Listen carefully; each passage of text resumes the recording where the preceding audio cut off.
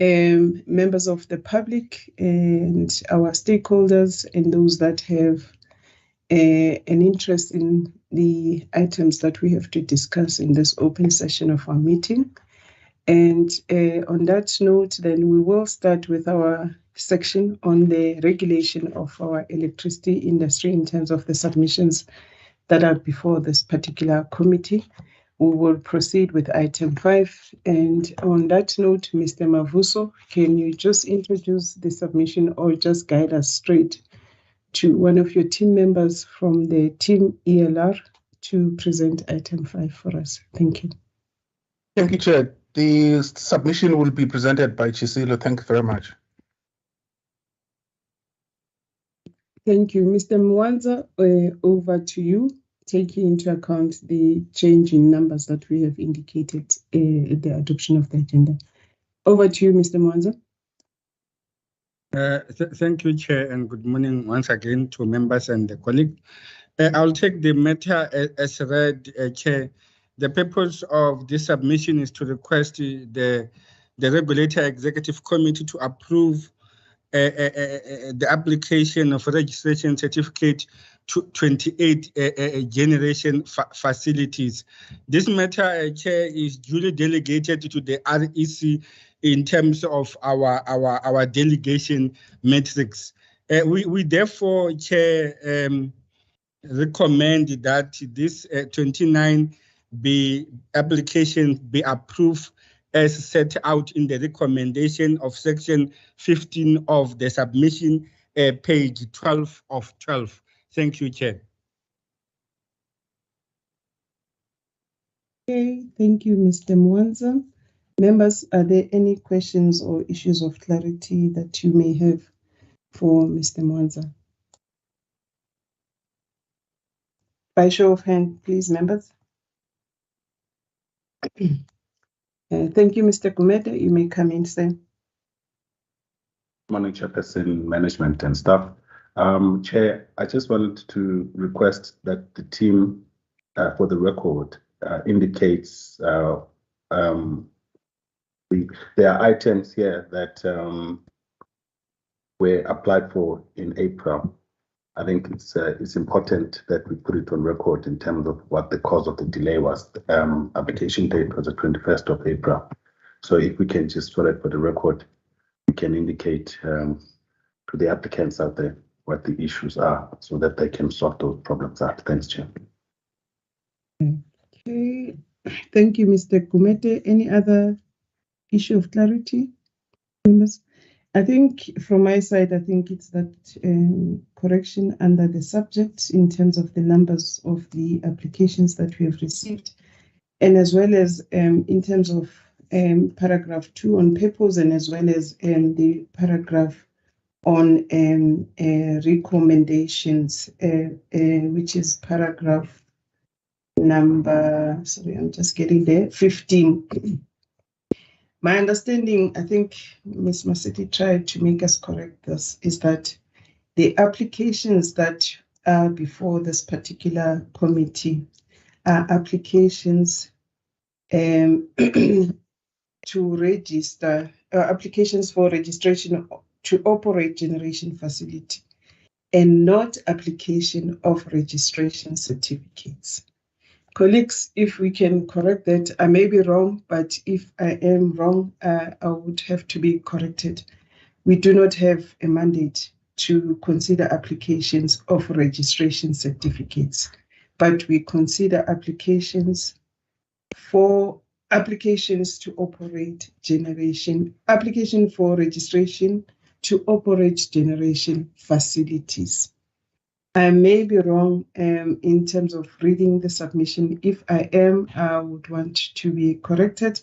But from where I'm sitting, I do not think we do have that particular mandate. Maybe it's just how we formulate the purpose and as well as the recommendations. But I see Mr. Semela's hand is up. Mr. Semela, may come in. Chair, good morning, everybody. Good morning to everybody who's outside and listening to this. I'll start with the last question. I think Chisilo will actually assist with the one coming from Mr. Gumede in terms of where the delay is. I think in terms of we will have to correct it. We'll have to go and talk to legal to get the correct wording for the recommendation. Okay, because I think somehow the reason why we end up saying approval of the certificates is because there was a recommendation sometime back that it should be done like this. But anyway, it's neither here or there. We will talk to legal to correct it. Chair, thank you. And Chiselo, please assist with the first question in terms of the delay. Thank you, Mr. Chairman. Regarding the matters of the delay for applications, for example, that are sent in April and are processed now, there are a number of reasons. Firstly, we discovered that the applicant mostly, they don't know how to complete the application form. The information published in the application form, in most cases, they don't correspond and they don't relate to one another. For example, we can have an applicant as XX, but when we look at the connection consent letter, we find that it is ZZ. Another issues are the issues of technicalities, where in our appendix A of our application form, we request the applicant to furnish basic technical details. For example, the capacity of the power plant, the technology, the number of panels. We see that as a struggle for most of our applicant. And those are some of the delays in application, in processing this application. To put it clear and very simple is that we do assist applicant in completion of the application form. Thank you. Chair, I think Chisilo also left one reason, if I may assist. Some of the time the delay is caused by the fact that, we expect the applicant to pay the registration fee. Some of them take a very long time to pay the registration fee. We will never process an application up until the registration fee is paid up. Thank you. Thank you, Mr. Mwanza and Siamela. Maybe I think, and I note the improvement that has been done in the submission in terms of indicating the application date. Maybe we need to be clear as to whether those dates there are the dates of what we consider to be a date where we say an applicant's information is now adequate and it needs to be processed. So if there are delays, maybe in bracket we can have like the first one, 5 July 2022, and we may have to indicate in brackets a date when it was received, and we would then assume that any difference in those dates, it means that from the date of what we received, there were issues with that particular application, and the one that's indicated, so that is indicated as 5 July, it's the date where we consider the applicant's information to be adequate. So if we can try and have that kind of a system, it's a suggestion from my side, but we need to also get that indication such that members can be able to be in a position to see that this application was received on such and such a date.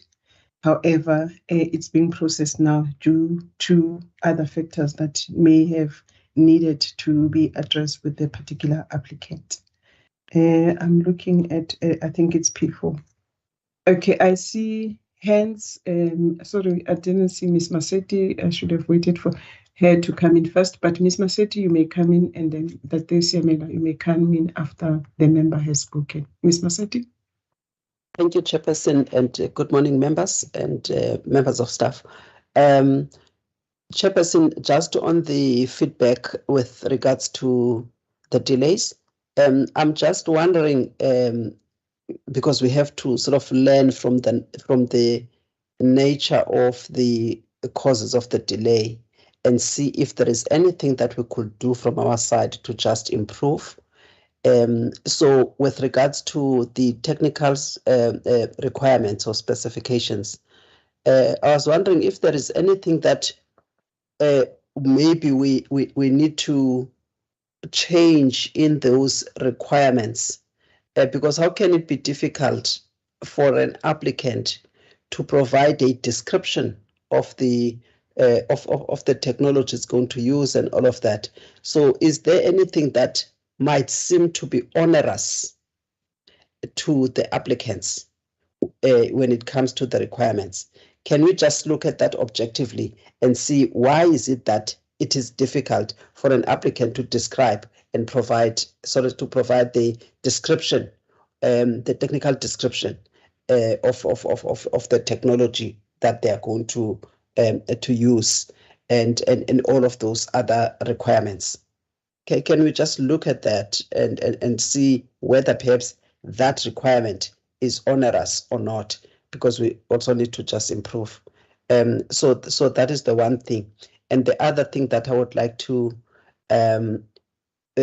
find out if it's possible for us, maybe from time to time, as we try to improve efficiencies from our side, could we perhaps also just publish, I don't know whether it could be a notice of information for compliance, whatever we may want to call it, but we could then impress upon applicants to pay the registration fee, maybe even prior to them, submitting the application itself, so that by the time they submit the application, they have proof of payment that accompanies that application. So in that, and we may also add other things to say, here are some of the other standards. We realize that there are these challenges, and here's the way to deal with them. So could we from time to time perhaps just publish such notices for information and to assist with compliance? I think that could also be helpful to the industry to understand exactly how we go about on these things. Thank you. Thank you, Ms. Maseti. That is noted. And that is similar, you may come in. Chair, and then if I do understand what you are saying is that, we should put in a reason as to why there's a delay in some of this application. I think we'll do that. And then coming back to Mem Maseti, I agree with her that we should learn from what you've been doing in the past, and then we should also try to see what are the reasons why some of the applicants are failing to provide, simple information such as technology or description of the plant itself. But the most interesting one is the one that Ms. Maseti, Madam Maseti proposed, to say that perhaps we should actually request the applicants to pay upfront. We did look at that, and we did discuss with finance. The problem with that type of thing is that if the applicant pays the registration fee and for some reason decides not to continue with the application, that means the money must be refunded back to the applicant. So there was the issue of admin from the finance side. That's the reason why we said that it should be paid later. But perhaps we should look at it again and try to see if we cannot improve efficiencies from there. Thank you. Thank you, Mr. Simela. Members, any other follow-up questions? If there are none, may I then direct members that we move on to the recommendations, which are in paragraph 15 on page 12 of the submission. And the recommendations, which are subject to the review of whether we approve registration certificate or not, is to recommend that we approve the 21 applications of registration to operate generation facilities that are for own use, which are listed in Table 1, and to approve the 7 application of registration to operate generation facilities, which are for commercial use, and to approve the decision and reasons for decision documents for each applicant as attached in Appendix D. May I then read into the record the 21 application for registration to operate generation facility for own use, which are in Table 1, and thereafter I'll also proceed to read the 7 that are for generation for commercial purposes. and table 1, it's on P4, page 4 of 38. Let me just go there, and please pardon me if some of the pronunciation of this particular names of applicants, I'm pronouncing them wrong, but I'll do my best to pronounce them properly. Number 1, it's Pareto Limited. Capacity it's 1, and it's for the technology solar PV, and it's 11.079, and it's in the Gauteng province. And number 2 is Denmark Estate Pty Ltd. Capacity 0.236 solar PV, and it's in the Free State province.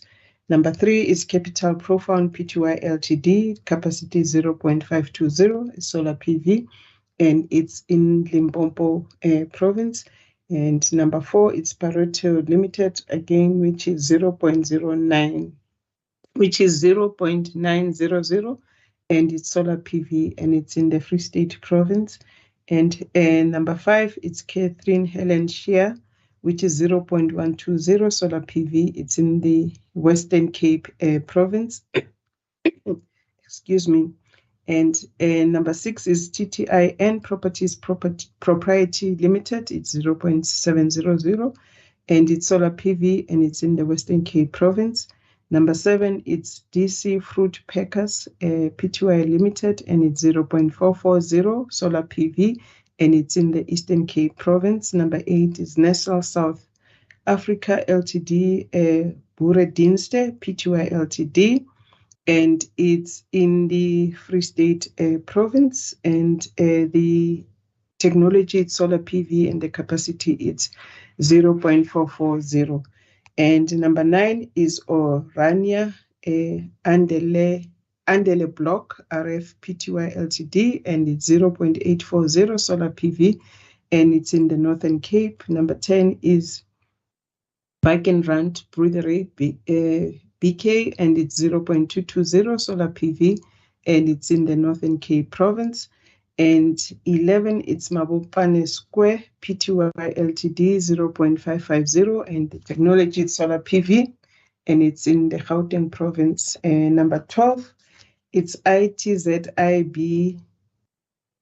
It's ITZIBITZ Pty Ltd, and I think it's BITS, and the capacity is 0.220 solar PV, and it's in the Northern Cape province. And number 13, it's 2 Degrees Properties Pty Ltd. Capacity it's 1 solar PV. It's in the Western Cape province. And number 14, it's CYP Holdings Pty Ltd. 0.140 solar PV. It's in the KwaZulu-Natal province. Number 15, it's Genade Brewery EDMS BPK 0.350 solar PV. It's in the Northern Cape province. And second application, which is Genade Brewery EDMS BPK 0.999 solar PV, again in the Northern Cape province. And the third one from Genade Brewery, it's EDMS BPK, and it's 0.350 solar PV in the Northern Cape. And number 18, it's Capital Profound Pty Ltd, 0.990 solar PV. It's in the Gauteng province. And 19, it's Spring Meadow Dairy Farm Pty Ltd, 0.400 solar PV, and it's in the KwaZulu-Natal province. And number 20, it's New Style Pork Pty Ltd, trading as Linka Meats. It's 0.220 solar PV, and it's in the Gauteng province. 21, it's Genade Brewery EDMS BPK 0.999 solar PV, and it's in the Northern Cape province as well. And members, those are the application for registration to operate generation facilities that are for own use. I will then read into the record the application for registrations that are for commercial purposes. And the first one, it's Castle Wind Farm Pty Ltd. Capacity is 76, and the technology it's wind turbine, and it's in the Northern Cape. And the second one is Sonneberg Solar Power Plant Pty RF Pty Ltd. Capacity 45, and technology solar PV, and it's in the Free State. And the third one, it's Delta Solar Power Plant RF Pty Ltd. 75 solar PV, and it's in the Northwest Province. And number 4, it's Sibanye Solar PV Pty Ltd. 50 solar PV technology, and it's in the Gauteng Province.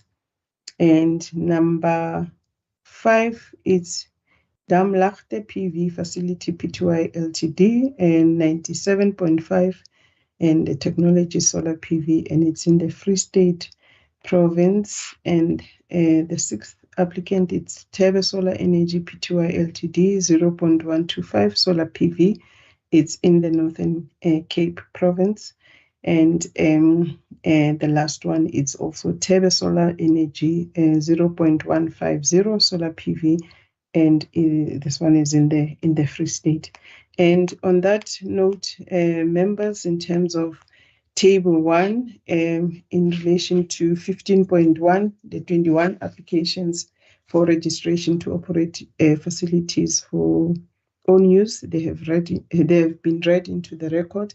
And 15.2, the 7 application to operate generation facility for commercial purposes have also been read into the record.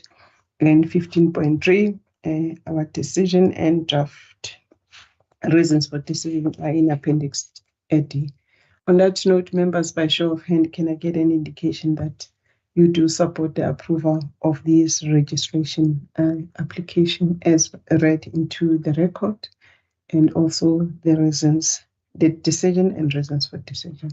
Thank you, Ms. Masetti. Thank you, Mr. Gumede. I also do support the approval. Mr. Mwanza and other colleagues that drafted this submission, you've got your approval. We will then move on to the next item, which is item 6, which is also under the regulation of the electricity industry.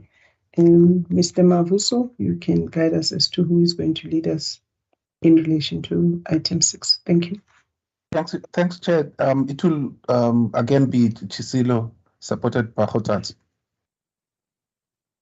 Okay, over to you, Mr. Mwanza. Thank you, Chair.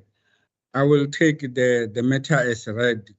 The purpose of this submission is to request the Regulator Executive Committee to approve the new PPA between RCL Food and Power X, approve the amendment of Schedule 3 of the generation license to reflect Power X Ltd as the buyer according to the new power purchase agreement, to note the tariff between RCL Food and Power X, and also approve the decision and reason for decision documentation. Madam Chair, this matter is duly delegated to the REC. The tariff analysis, Madam Chair, and the PPA analysis are duly attached and detailed in the draft reasons for decision of this submission. Therefore, Chair, in terms of section 13 of the submission, the recommendations, page 7 of 75, we therefore recommend that the Regulator Executive Committee approve the new PPA between RCL Food and Power X, approve the amendment of Schedule 3 of the generation license to reflect Power X as the buyer according to the new PPA, to note the tariff between RCL Food and Power X, and approve the draft reason and decision documentation. Thank you, Chair. Thank you, Mr. Mwanza. Members, are there any questions or issues of clarity or points of enhancements in relation to this particular submission? By show of hand, I will take your input in that order. Ms. Masetti, you may come in, ma'am. Thank you, Chairperson. Chairperson, I have one question, and this is meant to, to ensure that we are consistent in the way that we interpret our mandate, as we have been corrected on several occasions here. Do we have powers to approve PPAs? Because the decision that is sought from us today is that we must approve the PPA. Are we supposed to approve the PPA, or are we supposed to approve prices that are included in the PPA, or any other information that is included in the PPA, and then note that what we are supposed to approve is included there, and then note the PPA, as opposed to approve the PPA itself, because the PPA is the power purchase agreement. So I don't think that we have powers to approve the power purchase agreement, but I would like to get clarification on that, so that we are very clear in terms of the nature of the decision and our jurisdiction when it comes to approvals of PPAs. Thank you. Thank you, Ms. Massetti. That was my understanding as well, that we do not have those powers. I see Mr. Gomede's hand is up. Mr. Gomede, you may come in, sir. Thank you, Chairperson. The matter I'm going to raise, I'm going to ask that it be discussed in when we're as a matter arising, and I link this in terms of that Schedule 3 to the question that we had asked last week in respect of the confidentiality treatment by applicants. This particular applicant happened to have been a trader, and the question that was asked was in reference to exactly the schedule here. So I'm not expecting a response, Chair. I'm just flagging it, that when we get to the matter to the matters arising, if we can deal with it there. Thanks, Chair. Thank you, colleagues. You heard Ms. Massetti and Mr. Gomede. Is there anything that you would want to contribute to what Ms. Massetti had raised?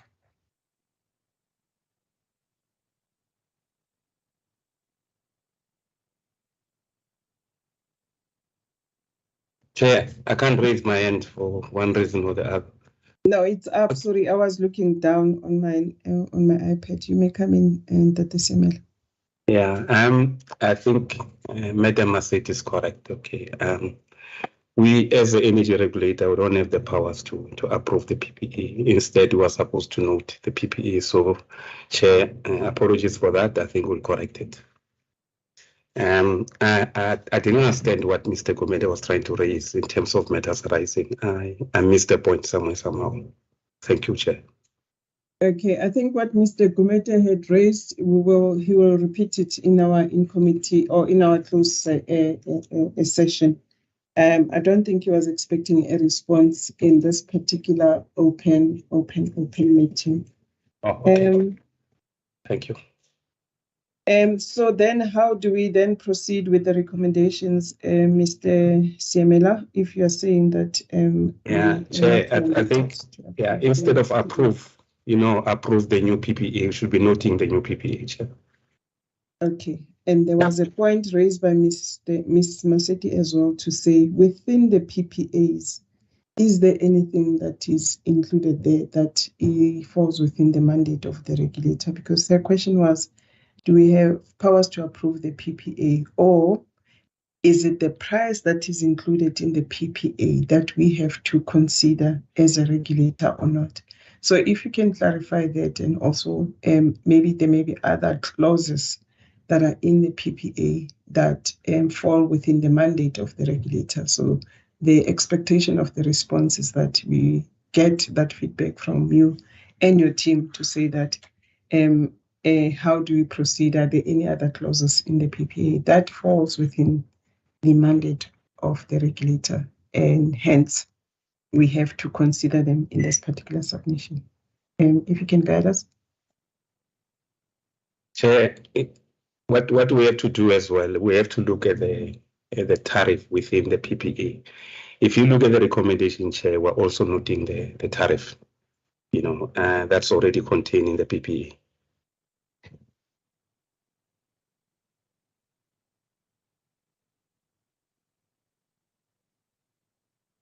I see Mr. Kumete's hand is up. Mr. Kumete, you may come in. Chairperson, just to assist in that regard. So in terms of section 15.2 of the Act, a licensee may not charge a tariff that has not either been set or approved by the energy regulator. Hence, these two parties being licensees, we do have to approve. Although we don't set a bilateral a tariff by bilateral parties, but we actually, in terms of section 15.2, have to approve that tariff. But I think also just in terms of the PPA, perhaps we could improve in terms of how we note the PPAs, because our mandate, in fact, is to be able to have a description, and that mandate is actually can be found in terms of section 10.2. So maybe what we could do is to find a way of exactly linking what's in section 10.2, because we are looking at the description, for instance, of the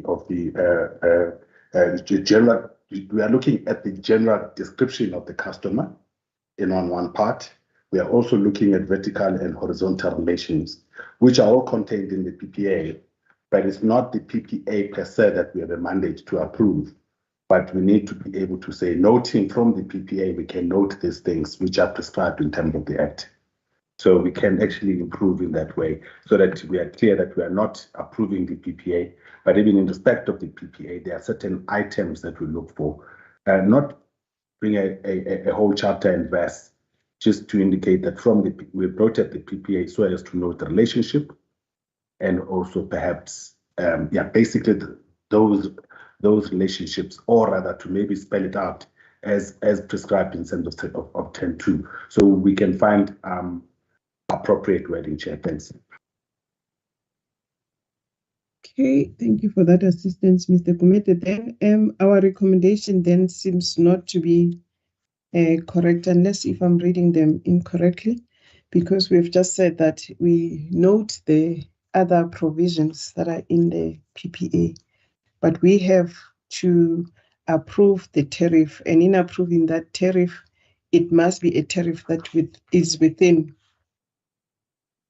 what we have, or what NESA has approved, or what is within the approved scales of tariffs. But here, under 13.3, it says we must note the tariff. So I'm not sure how we should proceed, Mr. Kumete, with these the recommendations as presented in paragraph 13. If I can get the assistance maybe from Mr. Siemela or yourselves, or Mr. Mwanza, in terms of how then do we deal with these recommendations. And I'm mindful of the fact that we really need to be efficient in considering some of the submission, and to send it back to correct the recommendations. I'm not sure if it will make us efficient in any manner, unless if the recommendations, or rather what needs to be changed, is very substantive. Mr. Kumete, your hand is up. You may come in.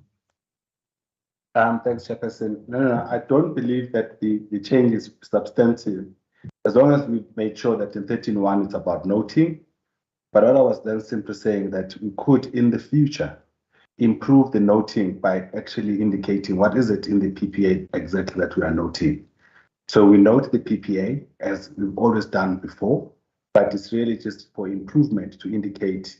And for me, it could just be either we say we note the PPA in respect of issues that are prescribed in terms of section 10.2.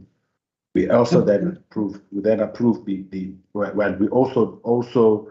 I'm not sure they approved the amendment, but nonetheless, whether it's approved the amendment or not. But the issue in terms of 13.3, we do have to approve the tariff. And although it's a bilateral tariff, in which case we don't set that tariff, all we can do is note it such that we, once it's noted, then it fulfills the requirement of section 15.2.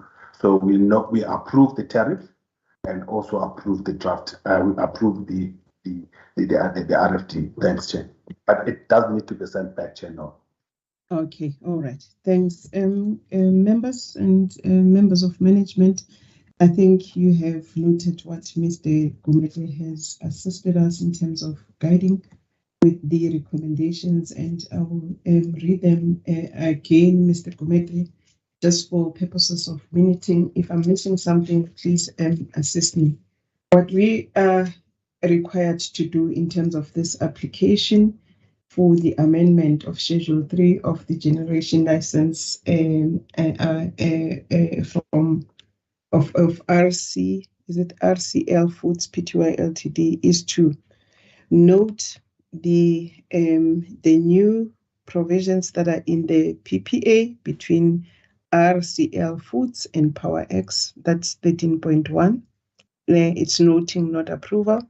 And 13.2, we approve the amendment of Schedule 3 of the generation license to indicate or to reflect that PowerX is the buyer according to the new PPA, and to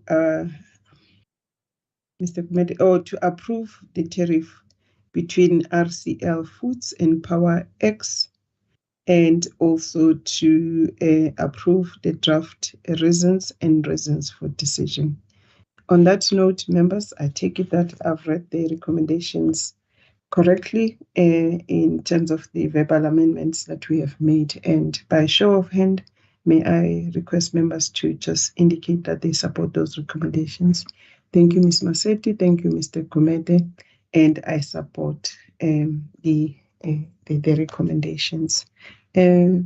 Mwanza and Mr. Siemela and the team, you've got your approval in relation to item 6. We will then move on to item 7, which is a submission in terms of our regulatory mandate with regard to the petroleum pipelines. Ms. Mtwa, may I request that you introduce the submission or guide us in terms of your team members as to who is going to lead us in relation to this particular submission. Over to you, Ms. Mtwa, if you're in the meeting. Yes, I'm in. Thank you, Chairperson, and good morning, members, and good morning, colleagues. I hope I'm audible. Excuse me.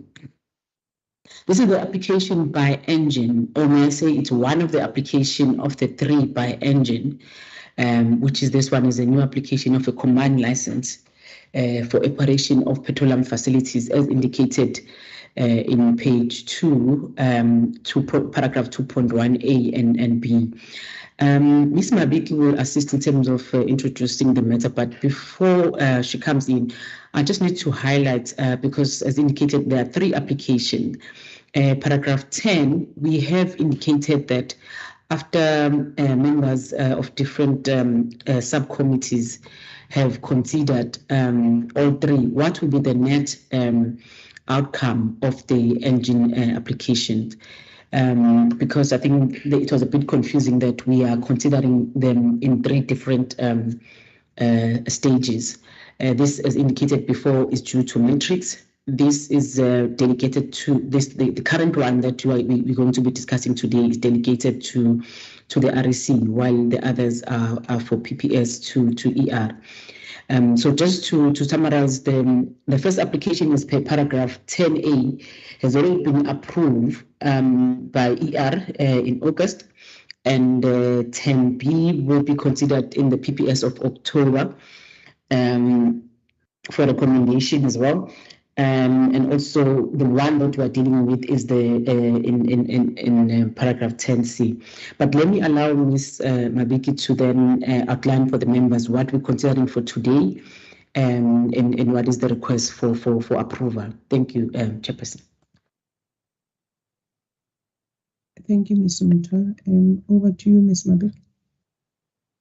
Thank you, Chairperson. Thank you, EM. Good morning, members and colleagues. The purpose of the submission is for the members to consider for approval Engine Petroleum Limited's application for a combined license for the operation of the South Crude Tank Farm, hereinafter referred to as the STF Petroleum Storage Facility, and a pipeline in South Durban, KwaZulu-Natal Province.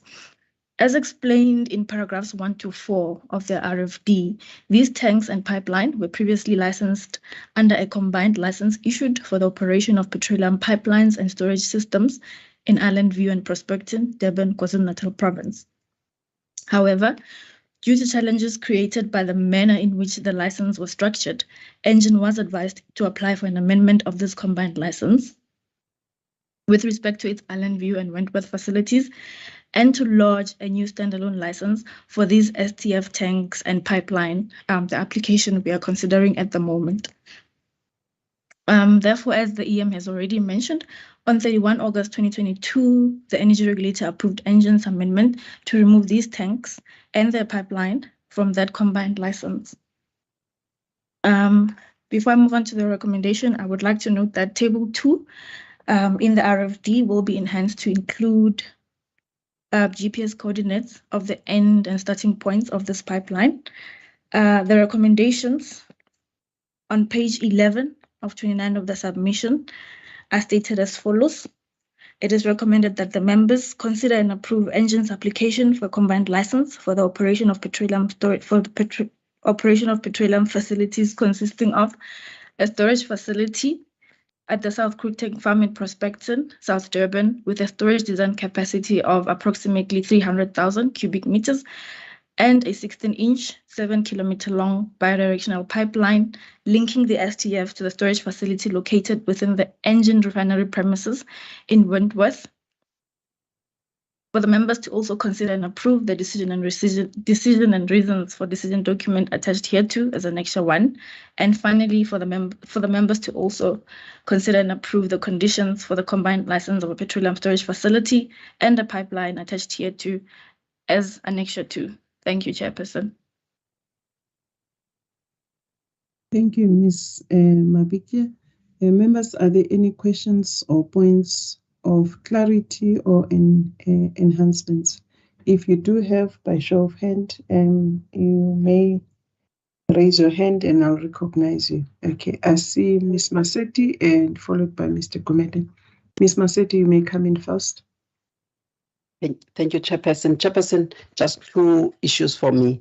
The first one is just to understand what was the trigger, what caused this change, why this change, why it was important that we change the way in which these facilities are licensed.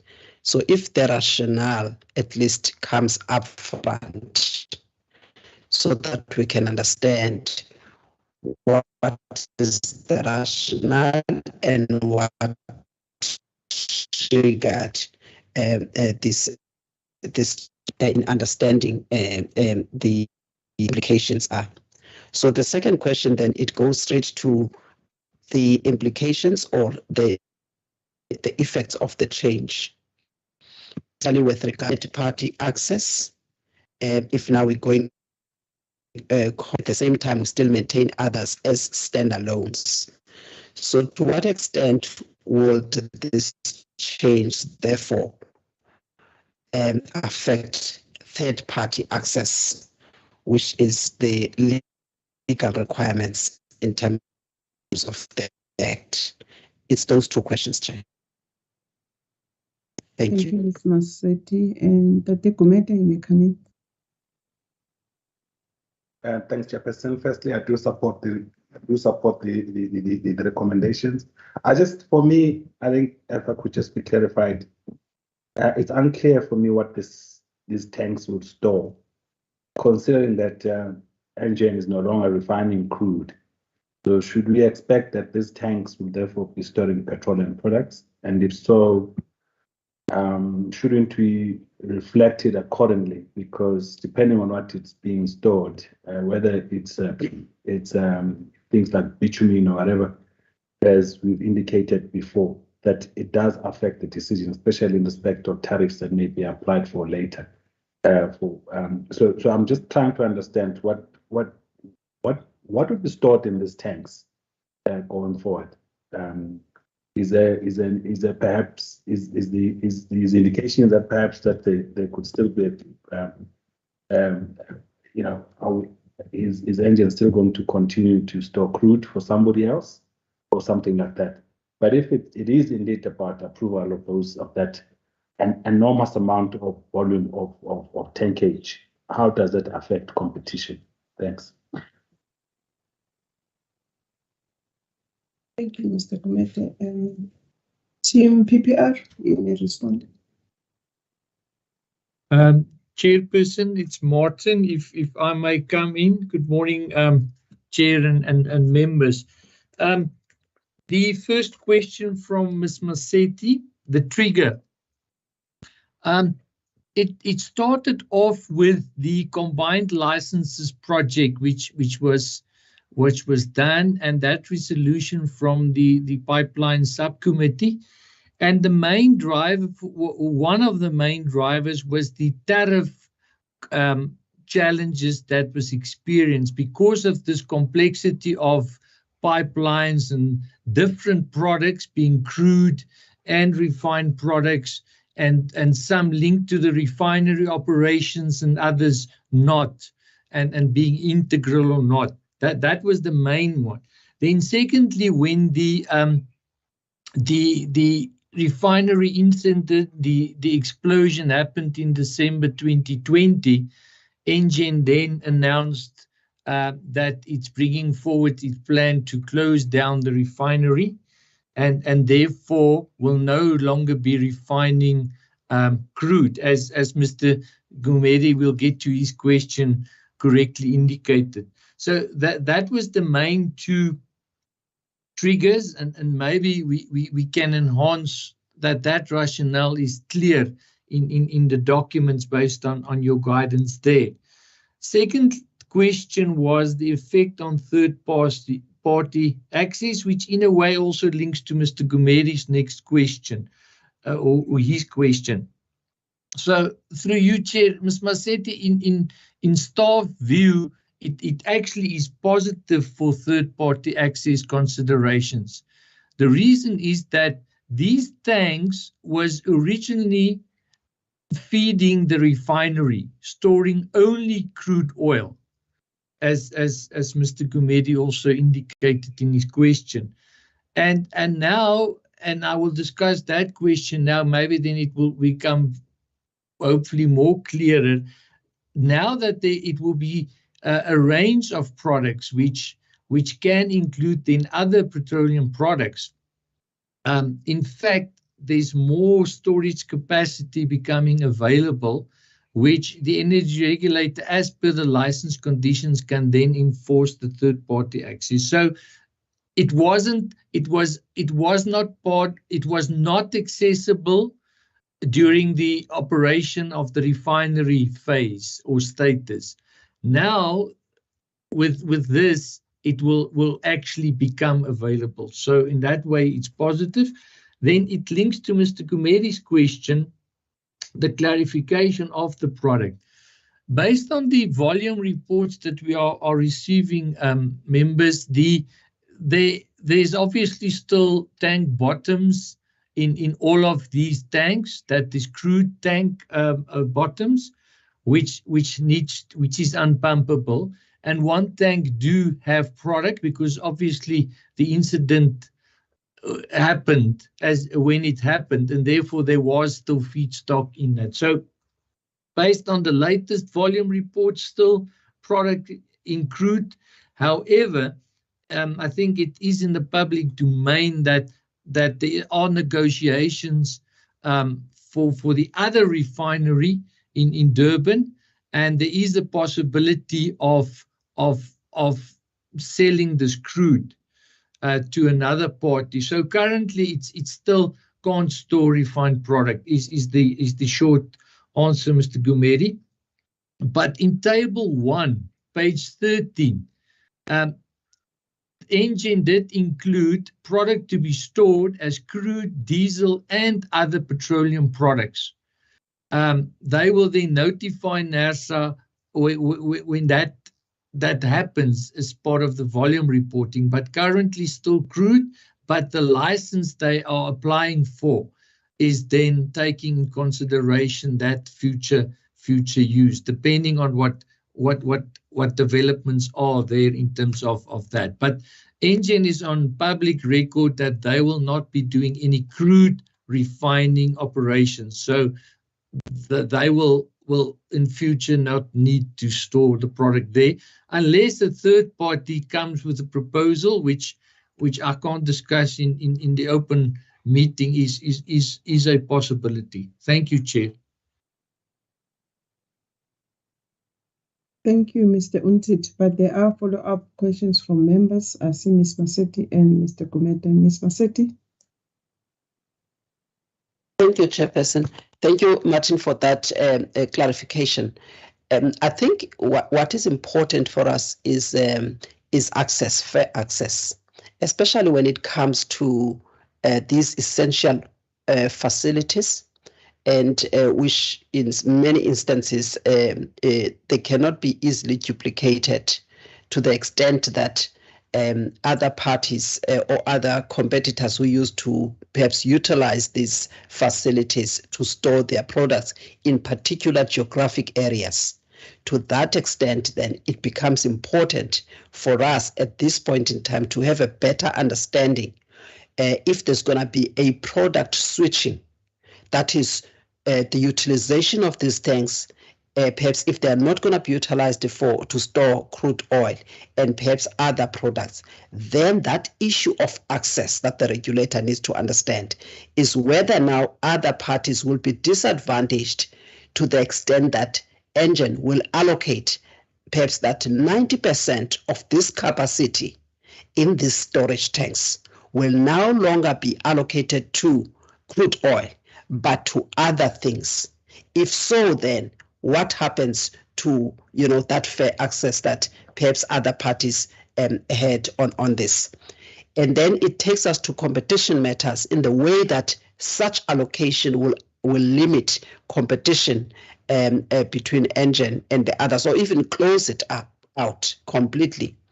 Especially also because they will have to import maybe these other projects. So it increases import, I think it increases import competition, whilst it also limits the local competition between Engen and the other third parties that may want to have access to these facilities. So I wanted to understand that impact as a result of product switching, the switching to other products, and therefore it means the allocation of the utilization of the infrastructure is now for something else and closes out on this product that was always stored in those tanks. So that's the part that maybe I may want to have a better sense of. How did you look into that? What comfort can you give us so that we can at least appreciate what the impact is going to be in this particular geographic market, that regional market of Durban in KZN, in terms of competition and also in terms of access? Thank you.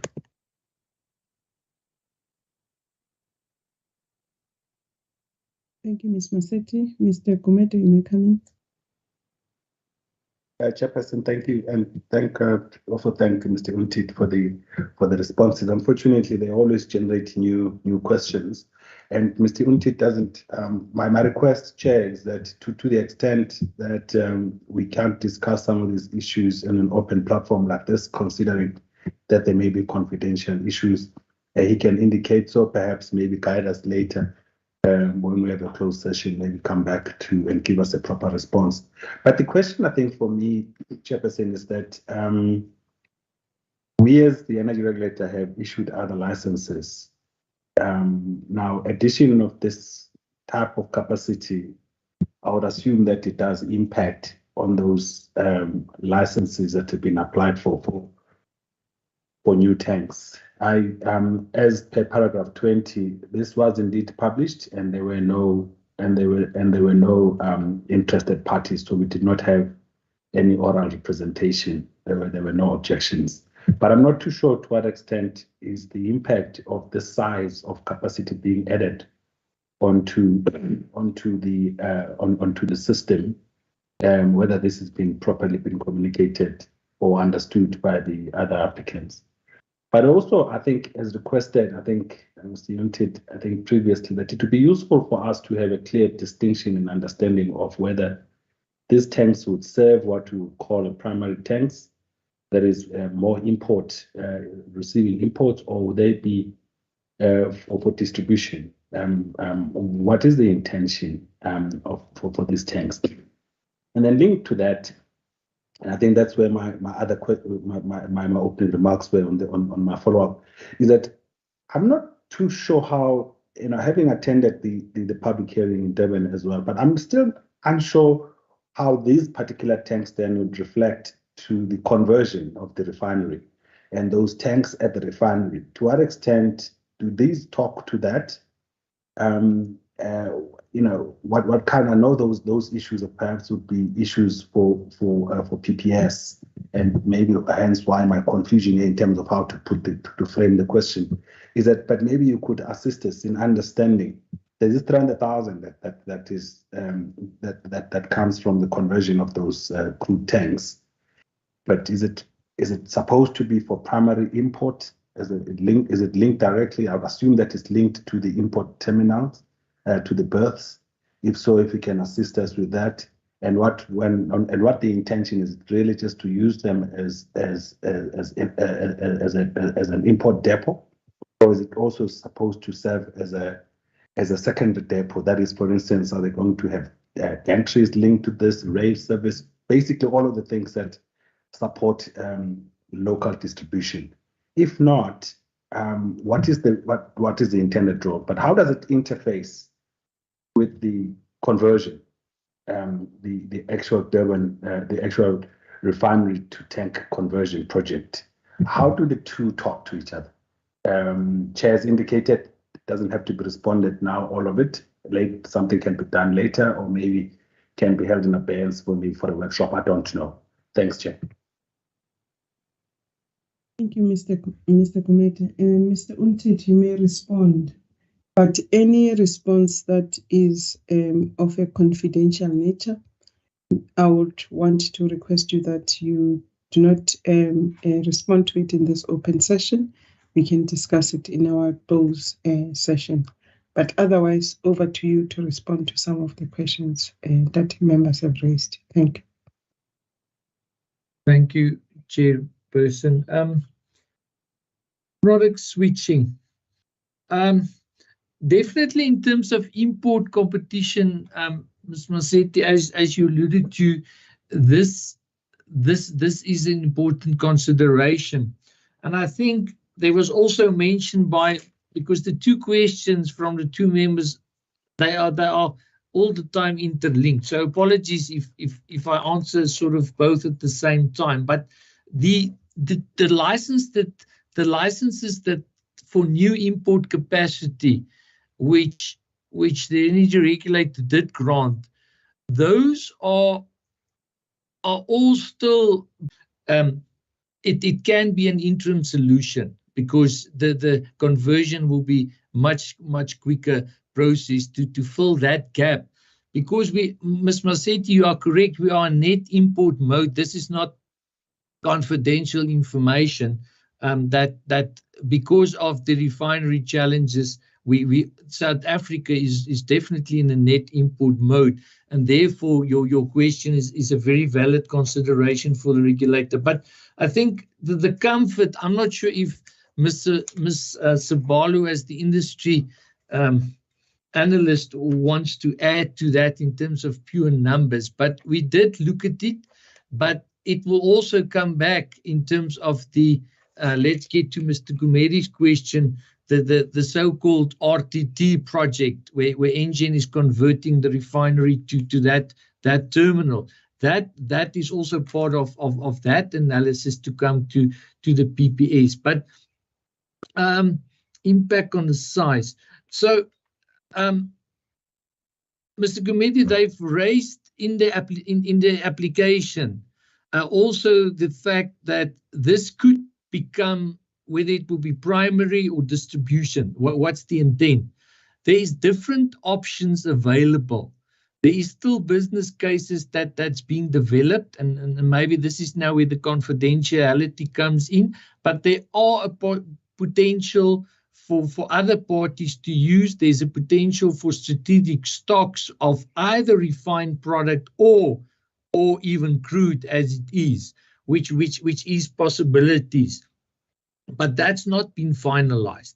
And therefore, they're basically applying on what is currently there and the business case, and then they will have to update NASA. So the intent at this stage is definitely that these could be used either as additional storage, but it's definitely linked to the RTT, Mr. Gumede. That will become the hub from where product will be controlled, imported. It can be stored in Island View. It will be stored in Island View, transferred to the refinery tanks to be converted, or if these tanks are indeed later converted to refined product, it can be pumped there. So the design allows for it as it currently is, with minor modifications of flow control and those. But technically it's possible. So I'm not sure, maybe I haven't answered your question, but it basically will create extra storage capacity, because it can be, it itself will not have gantries, rail or road, but the product will be temporarily stored there if transferred, and then pumped across back to Wentworth, from where it will go out with the normal rail gantries, road gantries, or going back to injection into the NMPP. So I'm not sure if I've answered your questions, but maybe then some of the confidential matters we'll need to then just do in more specific details in the closed meeting. I'm not sure, members, if I've been able to answer you or give you more comfort. Okay, I don't see any any other hand or follow-up from members, but maybe I see Mr. Gumede's hand is up and Ms. Masetti as well. And just before I lose my point as well, Mr. Untit, the impact of this particular application to BBBEE, it's not clear in terms of the submission that is before us. If you look at paragraph 10, if you can just elaborate on it so that we can also take that into account, because it's really not clear what is the impact in terms of that. But it seems as if we're stating what the current status of the applicant, and but we're not saying that status, or rather the application, how does it then impact onto the BBBEE, other than to just tell us the status of the applicant. I see there are follow-up hands. Ms. Sibalo, I see your hand. I know you would want to assist in terms of the responses on questions that members have raised. But let me just take members first, and then I'll follow up with you, Ms. Sibalo. Mr. Gumede's hand is up, I assume it's a follow-up, and Ms. Masetti. You may come in that order, members, and thereafter I'll take Ms. Sibalo. Thank you. Thank you, Chairperson. Yes, it is a quick follow-up, and thanks, Mr. Until, again for the responses. You just forgot to respond to one question, which was the impact on the recently awarded licenses that were granted to other parties. I would assume that the need for additional tankage, other than the tankage that is already would be afforded by all of the processes that Engen is undertaking, would probably make it unnecessary to have additional tanks. So I'm just trying to understand what the impact of this, firstly this conversion plus the RTT, how that would impact on these other licenses that have been applied for. But thank you for the responses. Okay, thanks. I think we have taken a bit of time on this particular item. We need to wrap it up. Let me just take Ms. Masetti's hand, and then I'll follow up with Ms. Sibalo. Ms. Masetti, briefly, please. Thank you, Chairperson. And I thank Mr. Untit with the explanation. Chairperson, you'll appreciate that this is one of those applications that generated a lot of interest. also from the members of the public and people that are likely to be affected by the changes that are now, taken up as a result of this application. Some of those have, just to save time, I have put them in the chat, and they didn't come up in the submission. And I think that it is important for us to include in our RFDs the key concerns raised by stakeholders and respond to those, because if we don't, we might actually be accused of ignoring the submissions and inputs made to us by stakeholders, and that could have other ramifications in terms of our decisions from a legal point of view. So I wanted to also just say to the team that issues of safety were raised by several stakeholders in terms of what Engen intends doing. Even if you are not persuaded by those issues, but I think that it is important that you reflect on them and the nature of the concerns raised with regards to safety, and why you believe that it can still be managed better in this way. So, and we spent a lot of time on issues of safety during the hearing. And then the second thing that also was raised, and there was a detailed submission on it, it was the issue of rehabilitation. And at that stage, there was no sort of firm response from Engen with regards to rehabilitation. So it is also something, because now they've closed down their refinery, and now they will just focus on the storage. So they are not going to participate upstream. They are participating midstream, downstream. So such the rehabilitation issue there arises, and but also just on the market issues with regards to that sort of a focus on the mid to downstream level of the market. It also becomes important, and we tried through our questioning to guide the team in terms of its analysis, which would have improved the market analysis and the impact itself. So those are the things, Chairperson. And the third one, actually, that was very important, Chair. It was the issue of jurisdiction, to the extent that they were part of the activities that were regulated or licensed in terms of the Petroleum Products Act. And now if there's going to be amendments in terms of our own act, remember the Petroleum Products Act is administered by the department. And now if now this lends itself in our jurisdiction, in what way? How do we link it up properly so that we are comfortable that we are proceeding on the right track here? So there were a number of those things, Chairperson, that I would have expected that the team, even when they were introducing the matter, at least they will touch on them because they came up. Thank you, Chair. Thank you, Ms. Masetti. So, Ms. Sibalo. Thank you, Chair. Good morning, Chair. Oh, sorry, Mr. Ballon. Sorry, Chair, to just budge in. I just wanted to say something before Mr. Ballon and Ms. Moni come in. If you allow me, Chair, I apologize. You may proceed, Ms. Mta. Yeah, no, thanks. I just want to highlight to the members. We do understand the difficulty in dealing with these applications in differently as we are doing right now, and as indicated earlier, it's based on the delegation metrics.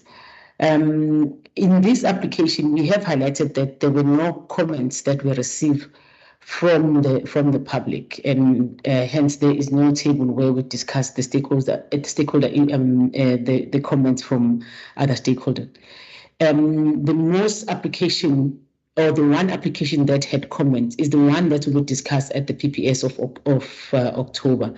And as Mr. Gumede indicated, we are planning to have a workshop so that we thoroughly discuss that in a workshop before we take it to a meeting, because there will be a number of issues that will need to be clarified, how we've analyzed them, how we have considered them, and also how Engine has responded to all the comments that were raised and all the issues that were raised in that public hearing. They will be discussed in the workshop before the meeting of PPS October. So I just wanted to clarify that this is a separate application from the one that is currently licensed by the Petroleum Products Act. And this is the new application which has removed certain assets from other existing applications so that we are able to categorize it correctly, so we're able to do process the tariff application. So with that, Ms. Balo can come in, and then Ms. Monyobedi. Thank you, Chair. Thank you, Ms. Mtwa. Ms. Balo. Thank you, Chair, and good morning, members and colleagues. As Ms. Mtwa has highlighted, many of the comments that have been raised by the members in this particular submission are addressed in the one that will serve in October. However, just to clarify the issue around import competition, my understanding of this concept is that it becomes valid when there is local production that is competing with imported goods or services. Currently in the petroleum manufacturing industry, very few of the refineries are currently operational. Therefore, we are, in a sense, solely reliant on the ability of oil majors or companies to bring in petroleum products or bring in volumes to supply the local market. So in terms of import competition, we are reliant on imports currently to meet local demands. The second point is whether this conversion from the refinery to import terminal will have an impact on other licensees or other customers that have been recently licensed. We have observed volumes by Engine pre-refinery closure, pre-COVID, and as well as post-refinery closure, post-COVID. And the volume assessment or the analysis has shown that even though Engine is no longer refining locally and is relying on imports, it does not suggest that they will now bring in a lot of volumes to flood the market. What they're currently doing is still sticking to supplying their existing market share. It's actually interesting to note the significant reduction in volumes post-refinery closure, which suggests that they are still only focusing on currently maintaining their market share. The challenges could and may occur when Engine starts expanding in the rest of the value chain, being it retail service stations, etc. That's when their market share will increase. But given the current existing network and infrastructure that Engine has in place, they are still sticking to meeting their existing customer requirements and not taking over other areas or other demand requirements that are related to other customers. I think I have addressed those two comments. Thank you, Chair. Okay, thank you so much, Ms. Sibalo. Members, I think we have taken a bit of time on this particular submission, and in my understanding is that there are three parts to it. There is a 10A, as Ms. Mtwa indicated, which is for the ER, and 10B, which is for the PPS in October. And we are to look at a 10C in terms of this particular submission, and 10C relates to if you look at P4 to P5, is that we are to consider this combined license application, which consists of tanks that are located in Prospecton, south of Durban, and they've given a description there in terms of 10C. Members, having taken into account the presenters and the presenters of excuse me.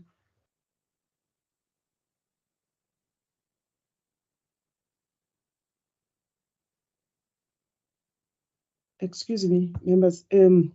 Is having taken into account the presentation from the team PPR on this particular submission, I would like to take members to recommendations, which are on paragraph 4, page 11 of this particular submission. And I think the team has also noted some of the inputs that members may have raised that relates to submissions that are going to other different structures of the energy regulator.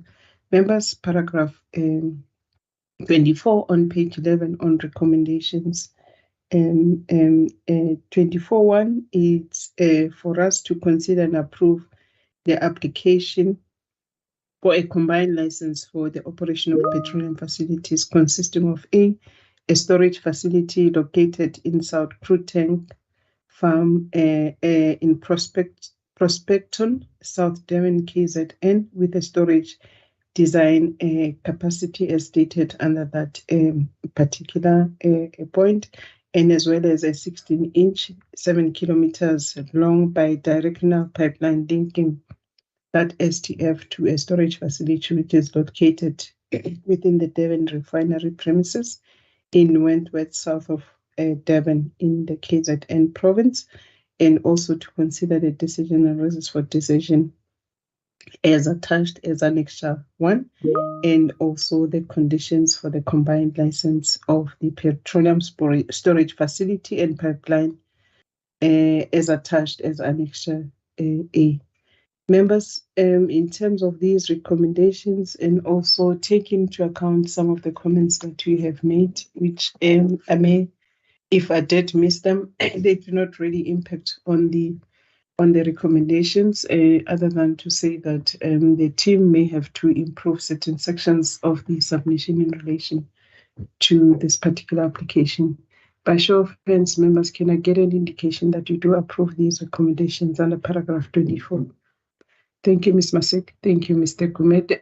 And I also support Those enhancements, Chairperson, they do count because we got a comfort on these matters. That's why we took long. So I think it will help if they just amend and enhance those, Chairperson, so that we make the decision subject to such enhancements. Thanks.